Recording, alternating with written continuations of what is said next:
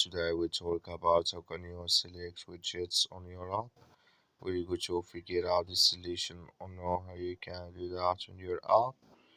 So you just follow this way. This way is that it's going to work with you. So all you have to do, so you just go here above your photo profile, click on it here.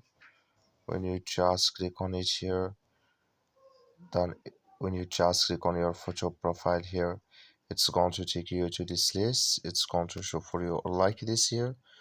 So then you click here on which is here. When you just click on it, you come to next step here. Then here can you select which is here in this list on your app. So that's all you have to do. That's all I wish now you I get it. So you just follow these ways, then it's going to work with you. So thank you for your watch.